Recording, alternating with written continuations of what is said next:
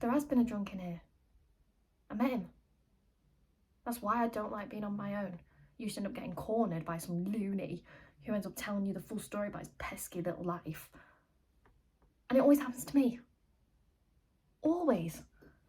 If there's a loony out there, he's going to find me. Okay? Like, I met this bloke who wanted me to help him buy a coffee because he was disabled. Okay? Disabled by foot. He was carrying a crash helmet. And he'd come on his motorbike. But according to him, he was disabled. And he wanted me to help him buy a coffee. So, and then he asked if I wanted one. So naturally, I ended up buying us both the coffee and talking to him. And you get the full life story. And it's just depressing. It's incomprehensible, and you know you're never going to clap eyes on that person again, and then you've got their sadness and their queerness just to cart around with you until the end of time. It's quite a line, isn't it? Oh, can you help me? I'm disabled. We're all disabled. We're all fucking disabled. If frailty is the bottom line, we're all disabled.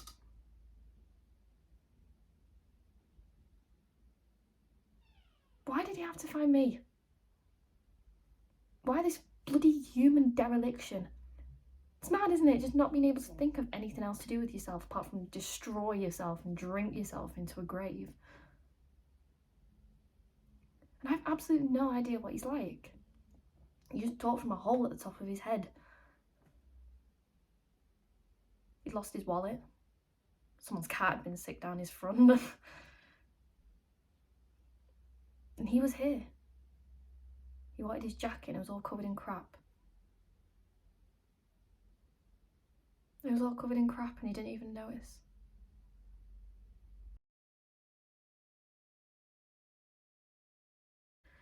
Is this the love thou bearest, Horatio? Is this the kindness that thou counterfeits? Are these the fruits of thine incessant tears?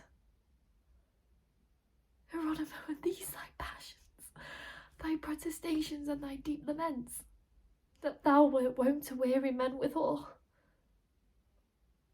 O kind father, O deceitful world, with what excuses canst thou show thyself? With what dishonour and the hate of men, from this dishonour and the hate of men, thus to neglect the loss and the life of him, whom both my letters and thine own belief assures thee to be causelessly slaughtered? Hieronymo, for shame, Hieronymo. Be not a history to after times of such ingratitude unto thy son. Unhappy mothers of such children then, but monstrous fathers to forget so soon the deaths of those whom they with care and cost have tended so, thus careless should be lost. Myself a stranger in respect of thee, so loved his life and still I wish their deaths. Nor shall his death be unrevenged by me,